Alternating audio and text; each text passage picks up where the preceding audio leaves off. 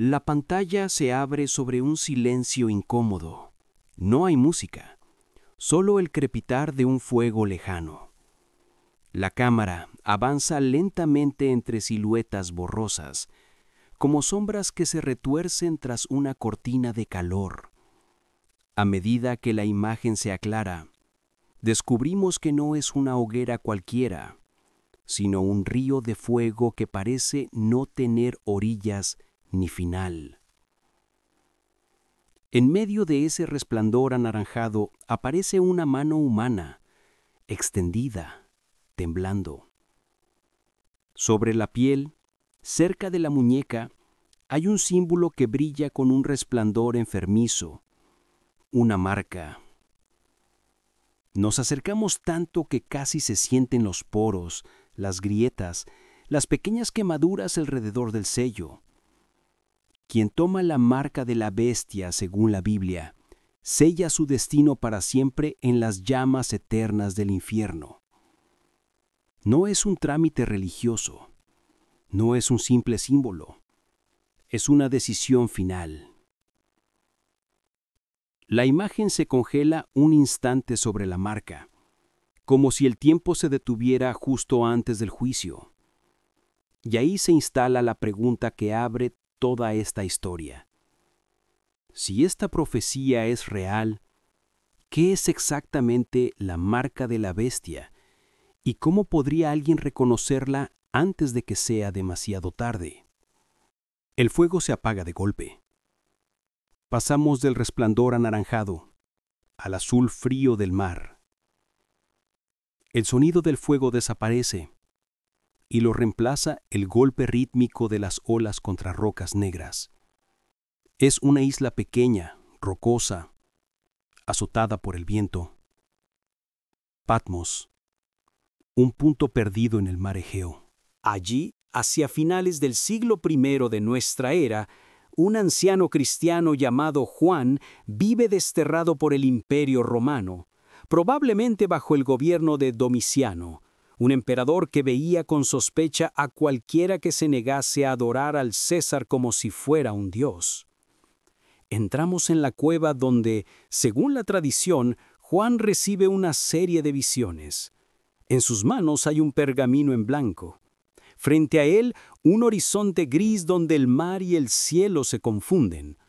El título del libro que nacerá ahí es Apocalipsis, una palabra que no significa desastre, sino revelación. Este libro no es una colección de cuentos sueltos, sino una carta enviada a comunidades reales, perseguidas, que vivían rodeadas de templos, estatuas y propaganda imperial. Ellos escucharon por primera vez las palabras sobre la bestia y su marca. Para ellos no era cine, era una advertencia en clave, escrita bajo vigilancia. El pergamino se desenrolla y con él aparecen palabras que no alcanzamos a leer del todo, solo fragmentos. Nos deslizamos sobre líneas en griego antiguo mientras resumimos la idea central. En el Apocalipsis, la marca de la bestia no se menciona una sola vez, sino varias, siempre ligada a tres ideas: adoración forzada, lealtad total y exclusión económica para quien se niegue. Él hace que todos, pequeños y grandes, ricos y pobres, libres y esclavos, reciban una marca. Cada palabra resuena mientras vemos pasar en un mismo flujo visual personas de distintas épocas, campesinos, soldados romanos, comerciantes medievales, trabajadores modernos frente a pantallas. La idea es clara.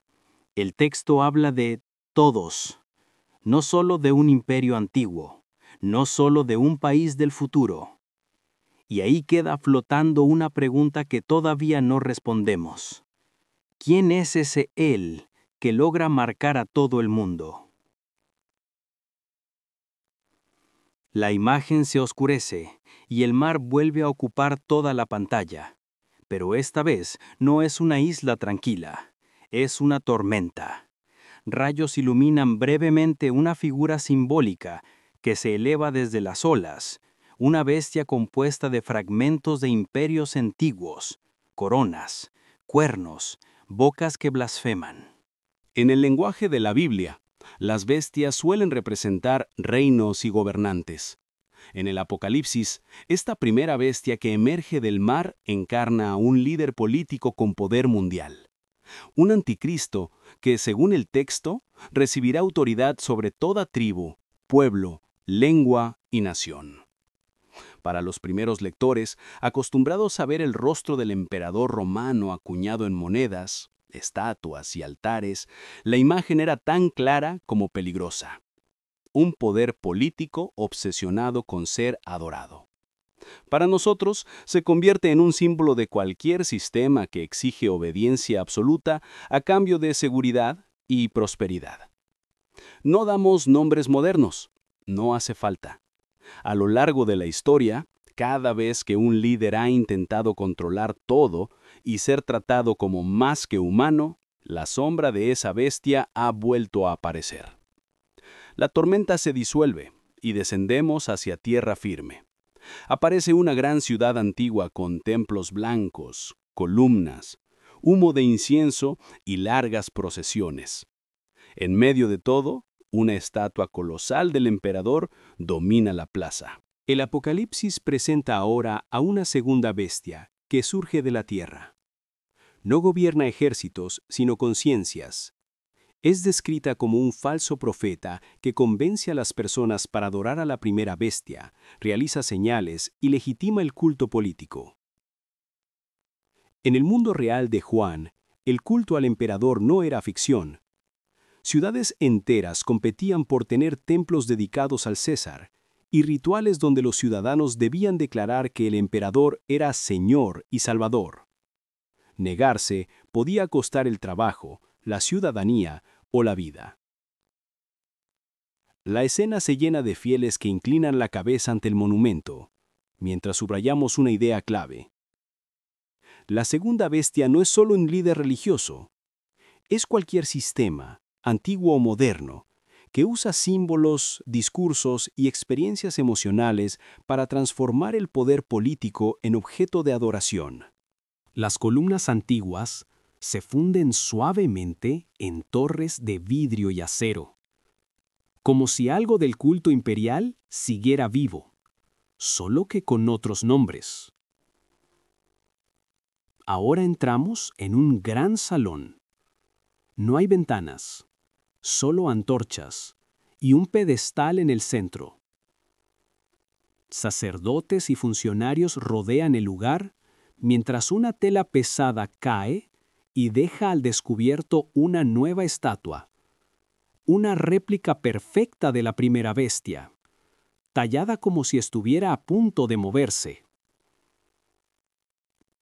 El texto dice que la segunda bestia manda hacer una imagen de la primera y luego recibe poder para darle vida, de modo que la imagen puede hablar y exigir adoración. Quien se niega, muere. Para un lector del siglo I, la idea de una estatua que hablara era casi insoportable. En un mundo sin electricidad, sin pantallas, sin hologramas, la frase sonaba a magia oscura. Pero el texto no se detiene a explicar el cómo. Solo describe el resultado. Una imagen que se comporta como si tuviera conciencia y autoridad. Nos quedamos congelados justo cuando la boca de la estatua parece abrirse. No escuchamos la voz. En lugar de eso, dejamos abierta una pregunta que atravesará toda la serie. ¿Y si en lugar de mármol o bronce, esa imagen terminara hecha de código, algoritmos y datos? La pantalla se apaga un instante. Cuando vuelve, ya no hay antorchas, sino miles de puntos de luz azules. Son cámaras. Cámaras en esquinas de calles, en techos de edificios, en estaciones de tren, en tiendas, en escuelas. Todas miran al mismo tiempo. Hoy, la tecnología de vigilancia, combinada con inteligencia artificial, ya permite identificar rostros, seguir movimientos y cruzar datos de millones de personas en tiempo real. En algunos lugares del mundo, se han instalado redes masivas de videovigilancia con reconocimiento facial integradas en sistemas que premian o castigan conductas. Vemos mapas de calor de ciudades, paneles con estadísticas, y luego nos acercamos a una pantalla donde un rostro anónimo es detectado, analizado y clasificado en segundos. Sin usar nombres concretos, queda en evidencia un hecho simple. Por primera vez en la historia, el control global es técnicamente posible. No estamos diciendo que esto ya sea la marca de la bestia, pero el contraste es inevitable. Cuando Juan escribió su visión, el control total era imposible. Hoy, por primera vez, la infraestructura para vigilar, puntuar y bloquear a personas a distancia ya existe, al menos en forma de prototipo. Y entonces, la pregunta incómoda se hace casi inevitable. Si la profecía habla de una imagen que puede obligar y matar, ¿qué pasaría si un sistema de inteligencia artificial tuviera el poder de bloquear el acceso de alguien a todo lo que necesita para vivir? Volvemos a la oscuridad. Aparece una silueta humana sin rasgos. Solo vemos el contorno de una cabeza y una mano derecha, iluminadas por una luz tenue. Sobre la frente y la mano, dos pequeños espacios vacíos, como si el mundo entero estuviera esperando que alguien decidiera qué grabar ahí. Resuena de nuevo el versículo inicial. Él hace que todos reciban una marca. Hasta ahora solo hemos presentado a las bestias, su imagen y la posibilidad tecnológica del control. Pero falta un elemento: el lugar exacto donde esa marca se coloca y el significado profundo de elegir llevarla. Y entonces dejamos varias preguntas abiertas. ¿Es la marca un símbolo visible o una tecnología invisible? ¿Por qué la Biblia insiste en que se coloca en la mano derecha y en la frente? ¿Y qué tiene que ver todo esto con el mandamiento más grande, ese que ordena amar a Dios con todo el corazón, el alma y las fuerzas? La cámara se acerca lentamente a la frente de la figura, que permanece aún sin sello. Antes de que algo aparezca, la pantalla se funde a negro. Y cerramos el primer episodio con una invitación y una advertencia. Antes de intentar descifrar el número 666, tenemos que entender qué representa la lealtad que se graba en la piel y en la mente. Quédate, porque en minutos vamos a entrar en algo que casi nadie conecta con esta profecía. El mandamiento más grande, la mano derecha, la frente, y cómo, según la Biblia, antes de que exista una marca de la bestia, ya había una marca de lealtad a Dios. Y antes de pasar al episodio 2, quiero leerte en los comentarios. Si quieres que sigamos profundizando en la mano derecha, la frente y el mandamiento más grande, comenta la palabra marca. Así sabré que llegaste hasta aquí y que estás listo para la siguiente parte de este documental. La pantalla deja atrás las cámaras y los mapas de vigilancia del episodio anterior. Ahora, aparece un pergamino antiguo extendido sobre una mesa de madera, iluminado por la luz cálida de una lámpara de aceite. Las letras hebreas, dibujadas a mano, forman una oración que millones de personas siguen recitando hasta hoy. Escucha, Israel, el Señor nuestro Dios, el Señor uno es. Es el corazón de una sección del libro de Deuteronomio que pocos siglos después de Moisés se convertiría en el centro de la fe judía. En esos versículos, Dios ordena algo muy específico: amarle con todo el corazón, con toda el alma y con todas las fuerzas, enseñar esas palabras a los hijos y además atar esas palabras como una señal en la mano y como frontales entre los ojos, es decir, en la frente. La cámara se acerca a la frase que habla de la mano y la frente y revela el vínculo. Antes de que el Apocalipsis hable de una marca de la bestia en esos mismos lugares, la Biblia ya había usado la mano y la frente como símbolos de amor, obediencia y memoria constante de Dios. La escena cambia a una sinagoga de la madrugada. Las ventanas dejan entrar una luz pálida. Un hombre se coloca 2 pequeñas cajas de cuero negras, una en el brazo, frente al corazón, y otra sobre la frente, por encima de la línea del cabello. Dentro de esas cajas hay pergaminos diminutos escritos a mano con los mismos versículos de Deuteronomio que hablan de amar a Dios y atar sus palabras a la mano y entre los ojos. Esos objetos se llaman tefilín o filacterias, cajas de cuero con tiras que se enrollan alrededor del brazo y la mano y se ajustan alrededor de la cabeza. Durante siglos, judíos practicantes han usado estos tefilín en sus oraciones matutinas, como una forma física de recordar que la mente y las acciones deben estar sometidas a Dios. La cámara permanece fija en la frente y la mano de ese orante. Esta práctica no es un invento moderno, sino una respuesta literal a los mandamientos de la Torá. El cuerpo se convierte en un recordatorio viviente de la lealtad a Dios.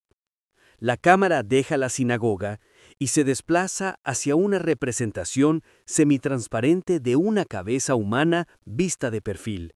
Se ve el cráneo, luego el cerebro y finalmente una ligera luz en la parte frontal. No se trata de una clase de neurología, sino de una metáfora visual. La frente, en casi todas las culturas, se asocia con la mente, la identidad, la forma en que una persona piensa y percibe el mundo. En la Biblia, poner algo entre los ojos y en la frente no es solo una instrucción geográfica, sino un símbolo. Aquello que domina la mente gobierna las decisiones, los miedos y las lealtades más profundas. Llevar las palabras de Dios en la frente es declarar que lo que uno cree y recuerda está gobernado por Él. Cuando el Apocalipsis habla de una marca en la frente, no está sugiriendo solamente un lugar al azar.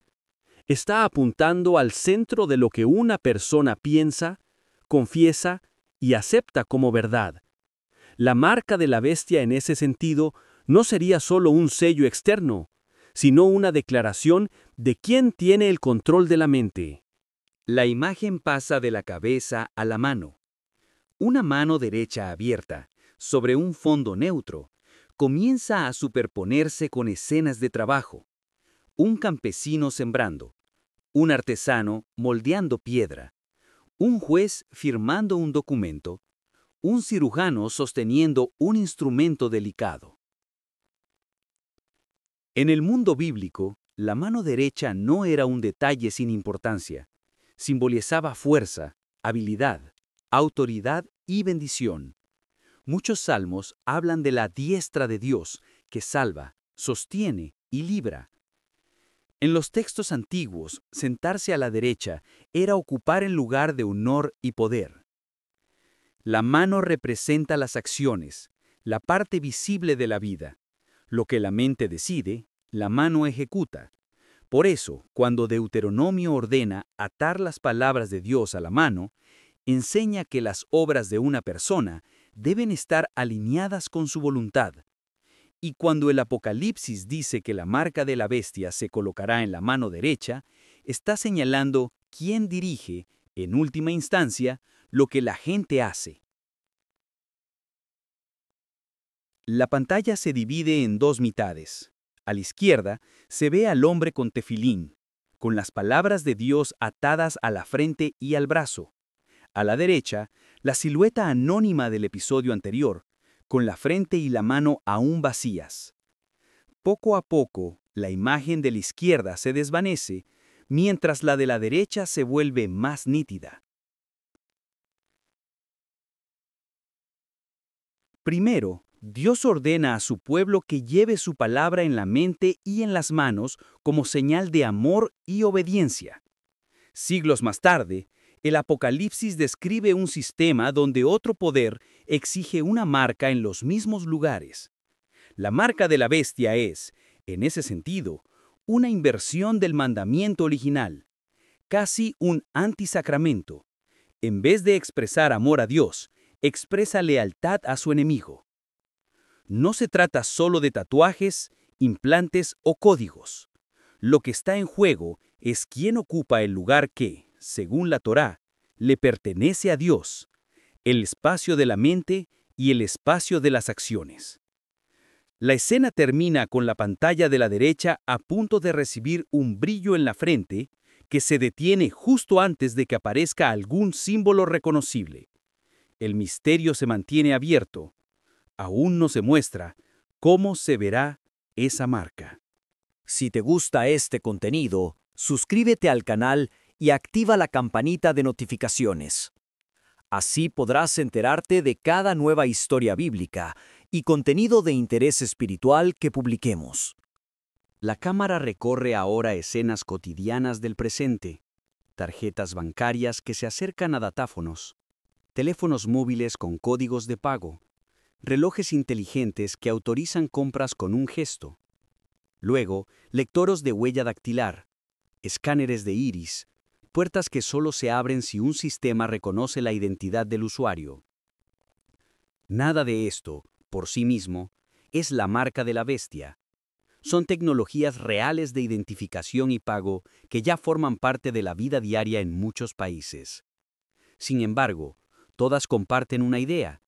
Para participar en la economía, hay que demostrar quién eres y estar dentro de un sistema que pueda decir sí o no a tu transacción.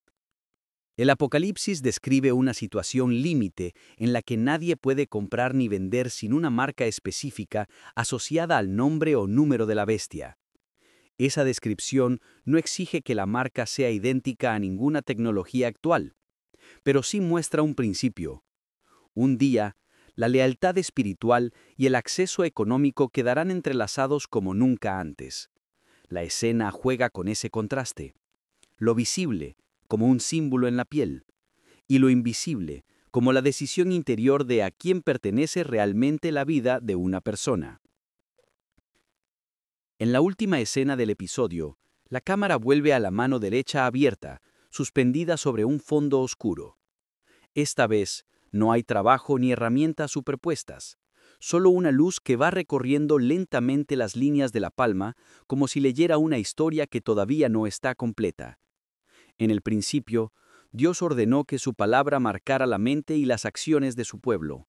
Más tarde, Juan vio en una visión que otro poder reclamaría esos mismos lugares para sí, mediante una marca que definirá quién puede participar o no en la vida económica del mundo.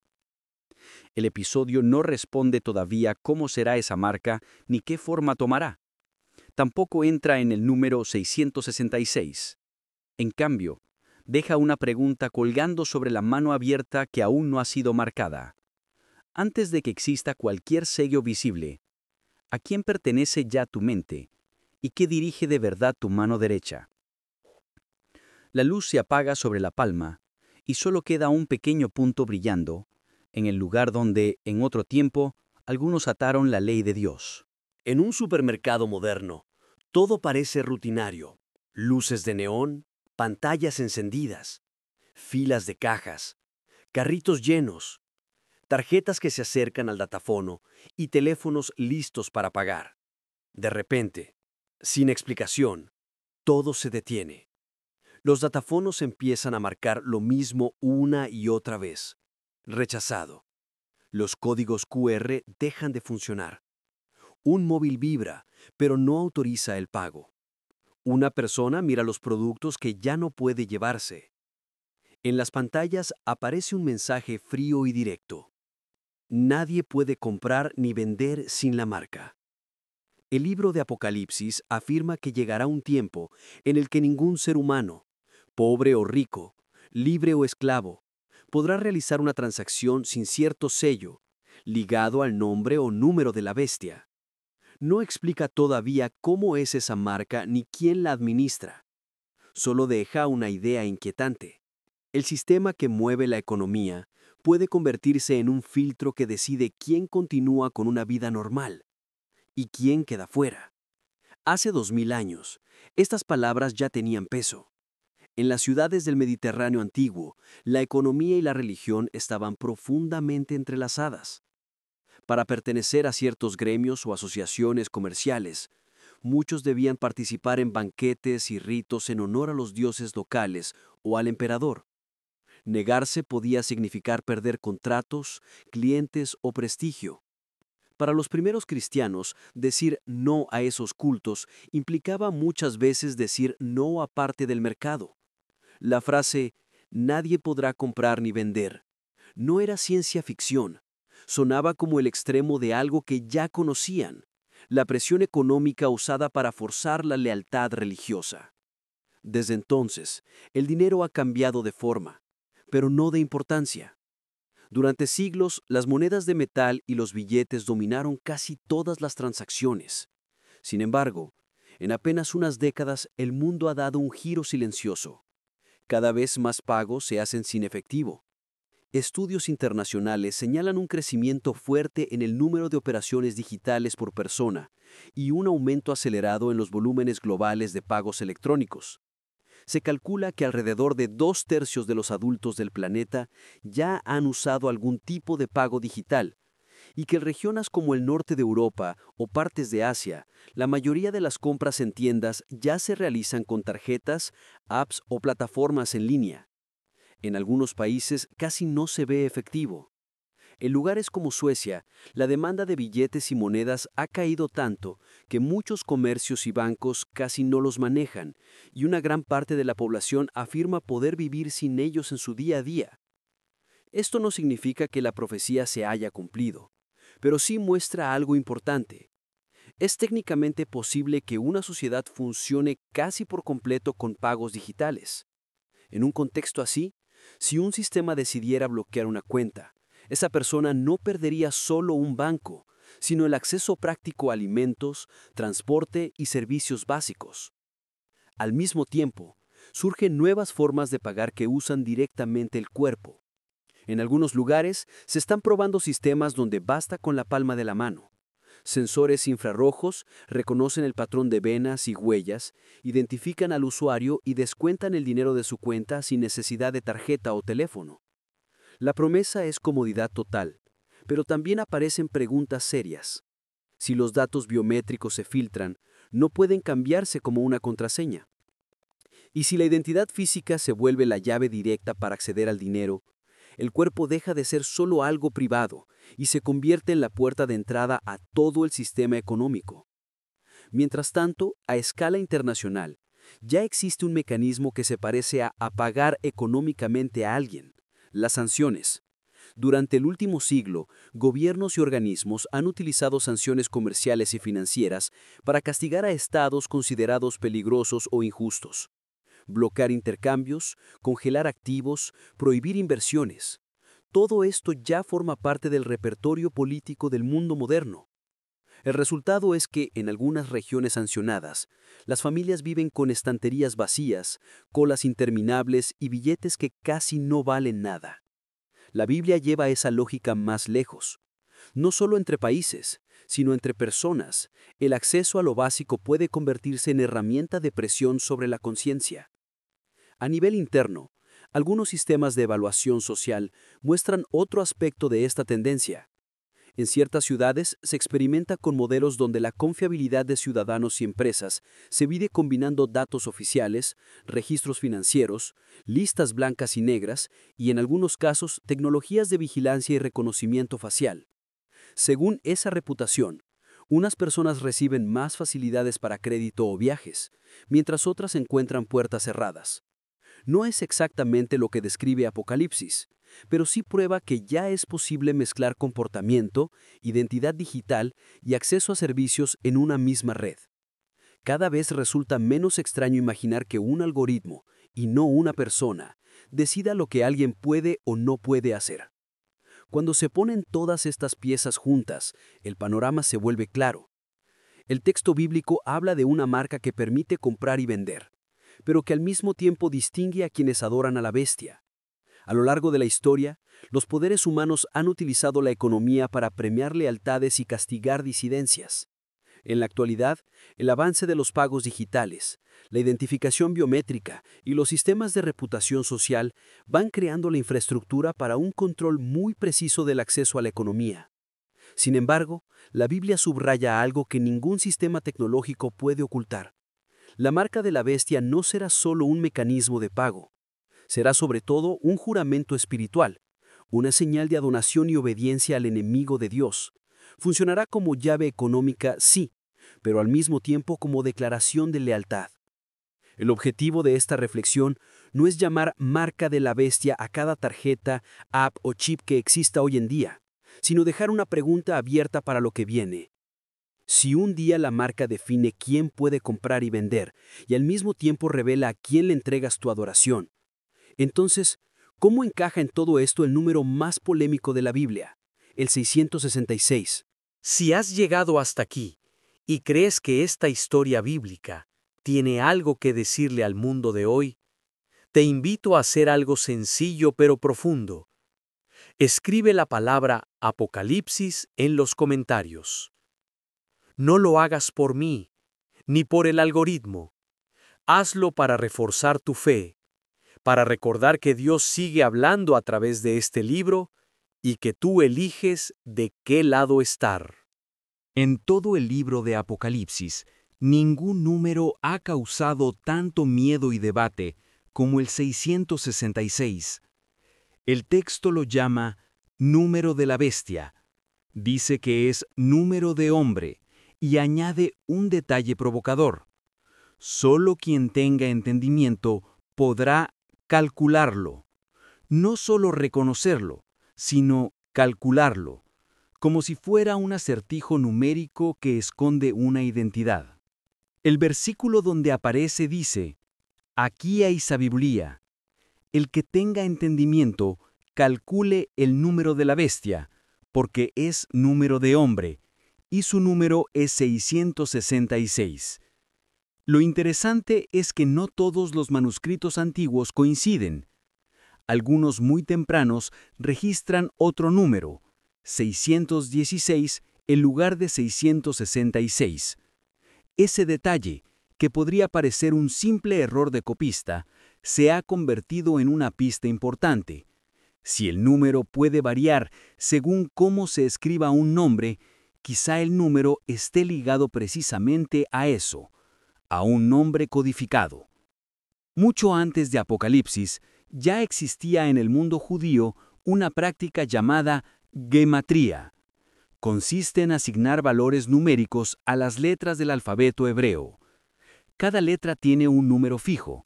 Al sumar los valores de todas las letras de una palabra, se obtiene una cifra. En la interpretación rabínica, palabras diferentes que suman lo mismo pueden estar conectadas simbólicamente. No es matemáticas modernas, sino una forma antigua de leer significados espirituales en los números. Para un lector del siglo I, acostumbrado a esa manera de pensar, transformar nombres en números no era algo extraño. Por eso, cuando Apocalipsis invita a calcular el número de la bestia, muchos especialistas entienden que el texto está sugiriendo algo parecido a una operación de gematría aplicada a un nombre concreto. Una de las propuestas más estudiadas va en esa dirección. Muchos biblistas creen que 666 apunta al nombre de Nerón César, emperador romano recordado por su crueldad y por perseguir a los cristianos. En arameo o hebreo, su nombre puede escribirse como Nerón César. Si se toman esas letras y se les asignan sus valores numéricos tradicionales, la suma es exacta. 50 más 200 más 6 más 50 más 100 más 60 más 200. El total, 666. Si en cambio se omite una de las letras, como ocurría a veces al pasar entre lenguas, la suma se acerca al otro número conservado en algunos manuscritos. 616. Para muchos estudiosos, esta coincidencia no es casual. Apocalipsis estaría usando un código numérico conocido para hablar de Nerón sin escribir abiertamente su nombre en una carta que circulaba entre comunidades perseguidas. Pero el enfoque no se agota en una sola persona. Nerón es la cara extrema de algo más grande. El libro de Apocalipsis retrata un sistema, el Imperio Romano y en particular el culto imperial que mezclaba política y religión. El emperador se presentaba como Señor y Salvador, se levantaban templos en su honor y se exigía lealtad pública mediante sacrificios y rituales. Quien se negaba podía perder privilegios, protección o incluso la vida. En esa lectura, la bestia no es solo Nerón, sino la lógica del poder que reclama para sí el lugar que le pertenece a Dios. Después de Nerón, otros emperadores retomaron rasgos similares, y hasta surgió la leyenda de que Nerón volvería. El número 666 señalaría a la vez a un nombre y a una estructura de adoración política que atraviesa la historia. Al mismo tiempo, el número tiene una carga simbólica fuerte. En la Biblia, el 7 suele representar plenitud y perfección. 7 días de la creación, 7 espíritus, 7 iglesias, 7 sellos. El 6 se queda corto. Es lo que parece completo pero no lo es.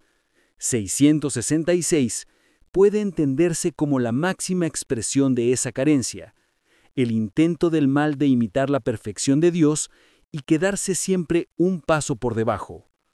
Es la plenitud falsa, multiplicada 3 veces, frente al verdadero 7 que nunca alcanza. A lo largo de los siglos, el 666 ha ido cambiando de blanco. En distintas épocas, se ha intentado aplicar el número a reyes, papas, líderes políticos, empresas, códigos de barras, tarjetas de crédito y casi cualquier cosa que genere miedo.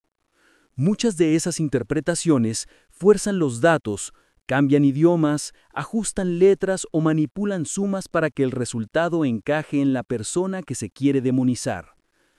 Frente a ese caos de teorías, 2 puntos se mantienen relativamente firmes. Primero, históricamente, el nombre de Nerón César encaja de manera muy precisa con el 666 en el contexto de la gematría hebrea, lo que explica muy bien lo que pudieron entender los cristianos del primer siglo. Segundo, simbólicamente, el 666 expresa la falsificación máxima, un poder que pretende ocupar el lugar de Dios y presentarse como absoluto, pero que está condenado a ser siempre una copia defectuosa. Desde ahí, algunas corrientes cristianas hablan de un doble nivel en la profecía.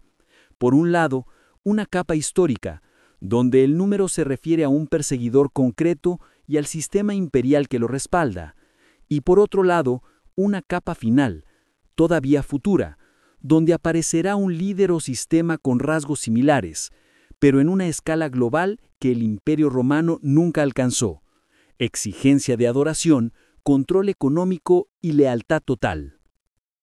En un mundo cada vez más digitalizado, han surgido hipótesis sobre cómo podría verse eso de manera concreta: identificadores globales, códigos ligados a la identidad, sistemas en los que el acceso a la economía dependa de aceptar o rechazar cierta autoridad. La Biblia no obliga a creer que la marca tenga que ser un microchip, un tatuaje específico o una tecnología que ya conocemos. Lo que sí describe es una realidad donde identidad, economía y adoración convergen en un mismo punto. Un nombre que también es número, y una marca que funciona al mismo tiempo como llave para comprar y vender y como declaración pública de lealtad espiritual. La advertencia central no es obsesionarse con adivinar el formato exacto de la marca, sino entender el principio que hay detrás. El verdadero peligro es acostumbrar el corazón a un mundo donde se acepta, poco a poco, que la lealtad a un poder humano valga más que la fidelidad a Dios. El 666 señala tanto a un sistema que reclama adoración como a un corazón dispuesto a entregar esa adoración a quien no debe. Y eso abre la pregunta para lo que viene después. Si la marca y su número describen una lealtad llevada al extremo, ¿qué ocurre con los que la aceptan y qué esperanza queda para los que todavía no la han hecho? El Apocalipsis describe una de las advertencias más radicales de toda la Biblia. Si alguien adora a la bestia y a su imagen, y recibe la marca en la frente o en la mano, beberá del vino de la ira de Dios, será atormentado con fuego y azufre, y el humo de su tormento sube por los siglos de los siglos.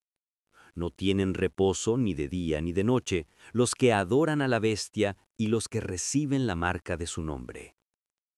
La Biblia presenta esta decisión como un punto sin retorno.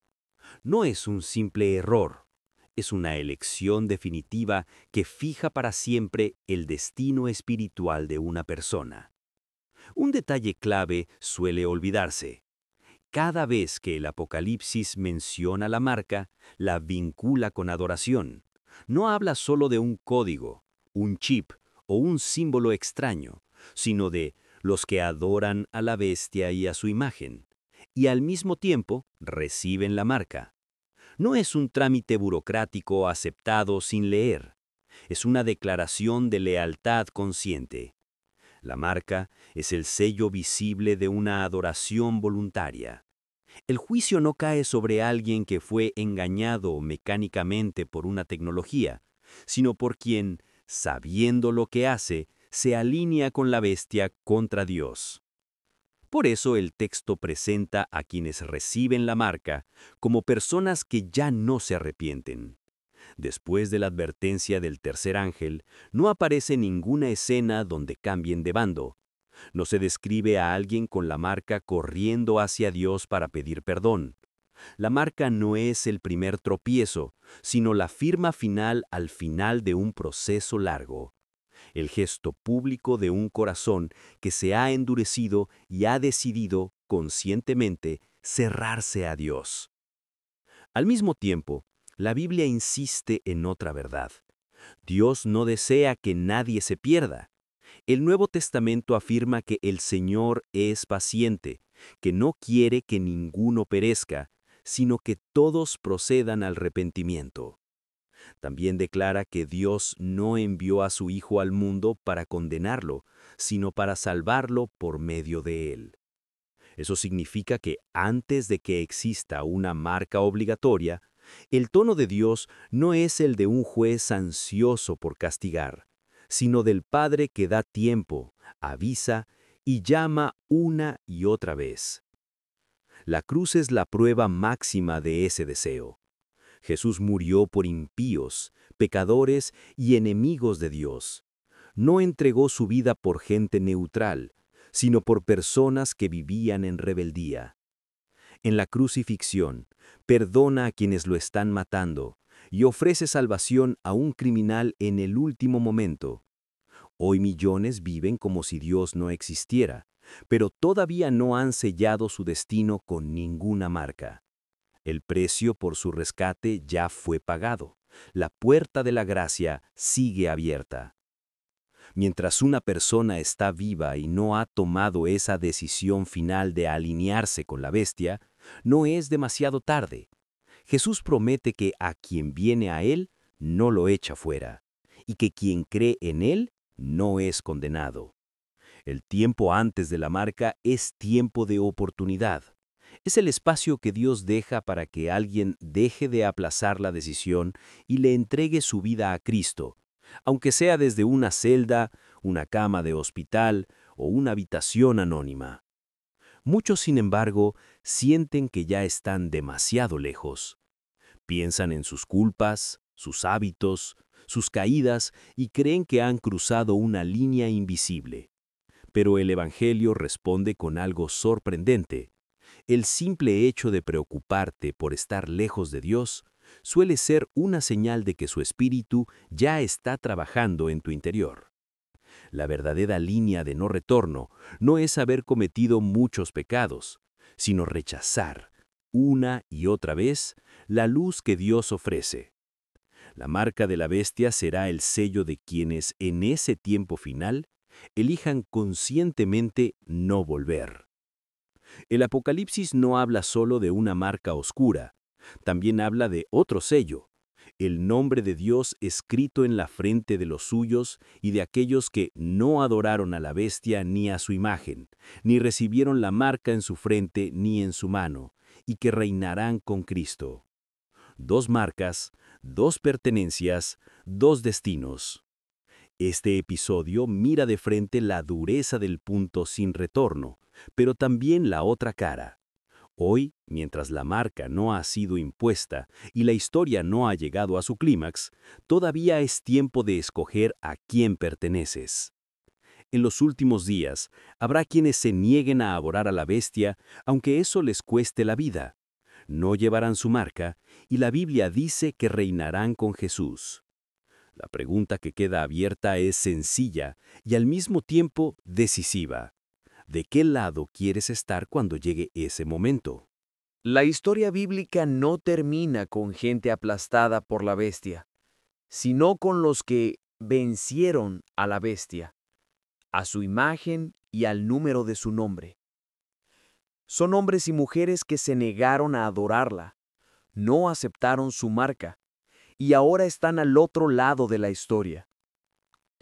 Pagaron un precio alto, algunos con su vida, pero la Biblia los llama vencedores, no víctimas. No existe solo la marca de la bestia, también está el sello de Dios. Juan ve siervos con el sello del Dios vivo y con el nombre de él y el de su Padre escrito en la frente. La marca de la bestia declara lealtad a un poder que se rebela contra Dios. El sello de Dios declara, «Este me pertenece». En la Escritura, el sello significa propiedad y protección. El Nuevo Testamento dice que los creyentes son sellados con el Espíritu Santo como garantía de una herencia futura. Pueden sufrir y ser perseguidos, pero hay algo que ningún sistema puede tocar: la relación definitiva entre Dios y los suyos. La victoria, resume la primera de Juan, es la fe. Vence quien se aferra a Jesús aunque pierda comodidad, reputación o incluso la vida. La bestia puede parecer invencible, pero delante de Dios vence quien no vende su lealtad. Por eso los cristianos no son llamados a paranoia, sino a perseverancia, la perseverancia de los santos, los que guardan los mandamientos de Dios y la fe de Jesús. La Biblia enseña que vivimos en un tiempo de ya y todavía no. Quien confía en Cristo ya ha sido rescatado del dominio de las tinieblas y espiritualmente ya está sellado, aunque todavía esperamos el cumplimiento final de las profecías. Hoy sigue siendo tiempo de gracia y decisión. La profecía no es para paralizarte, sino para ayudarte a decir, desde ahora, que tu adoración no está en venta. El mismo Jesús que habló de tribulación también dijo, «Confiad, yo he vencido al mundo». Los que vencen a la bestia son, en el fondo, los que viven con esa verdad grabada por dentro. Pase lo que pase, mi sello es el de Cristo, y mi futuro está en sus manos, no en las manos de ningún sistema. En la era digital, muchos viven atrapados entre teorías y conspiraciones sobre la marca de la bestia. Cada código, crisis o avance tecnológico parece una nueva prueba de que el 666 ya llegó. Pero el propósito de la profecía no es producir pánico, sino formar discípulos fieles que sigan a Jesús en cualquier época. Antes de que exista una marca visible en la piel, ya hay una batalla invisible por la formación del corazón. Horas de contenido, noticias, música, entretenimiento y redes están moldeando lo que amas, lo que temes y lo que deseas. Al mismo tiempo, La voz de Dios, por medio de su palabra y su espíritu, te llama a otra forma de vida. La pregunta de fondo no es ¿cuál es el chip peligroso?, sino ¿quién está moldeando mi mente y mis decisiones? Las grandes lealtades se revelan en pequeñas decisiones. Decir la verdad cuando la mentira sería más conveniente. Defender a alguien cuando todos se burlan. Pedir perdón en casa cuando sería más fácil seguir huyendo. Cada acto de honestidad, misericordia y fidelidad a Cristo es una declaración silenciosa de a quién pertenece tu mano y tu conciencia. Es un ensayo previo para el día en que un sistema completo quiera comprar tu obediencia a cambio de seguridad. La tecnología, por sí misma, no es el enemigo. Puede ser herramienta para sanar, comunicar y servir, o volverse ídolo y amo, usada para manipular, vigilar y esclavizar. El problema no es el dispositivo, sino el corazón que se entrega sin discernimiento. El seguidor de Jesús no está llamado a huir de todo avance, sino a preguntarse siempre, ¿esto me sirve para amar a Dios y al prójimo? ¿O está ocupando el lugar de Dios en mi vida?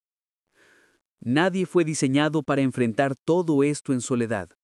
La Biblia habla a comunidades, no a individuos aislados llenos de miedo. La iglesia, por imperfecta que sea, es el lugar donde el miedo se convierte en discernimiento compartido. Se ora, se converse, se pregunta, se decide juntos cómo vivir la fe en medio de cambios culturales, legales y tecnológicos. Vivir hoy como marcados por Jesús no significa tener un símbolo en la frente, sino dejar que el sello del Espíritu Santo se note en el carácter. Amor, paz, paciencia, bondad, dominio propio. Cada vez que eliges a Cristo por encima de la comodidad, estás entrenando tu corazón para el último conflicto. La marca de la bestia será el sello definitivo de un rechazo a Dios, pero se llega a ese punto por muchas pequeñas concesiones. Del mismo modo, se llega a la victoria final por muchas pequeñas fidelidades. Si llegaste hasta aquí en esta serie, significa que este tema te importa más de lo normal. Antes de entrar en el último episodio, escribe en los comentarios la palabra final. Así sabré que estás listo para ver cómo termina esta historia. Antes de la marca, hay una guerra más antigua que cualquier imperio o tecnología. La Biblia describe la rebelión de Satanás y la batalla de Miguel y sus ángeles. El acusador es arrojado a la tierra sabiendo que le queda poco tiempo. Desde ahí se entiende lo que viene.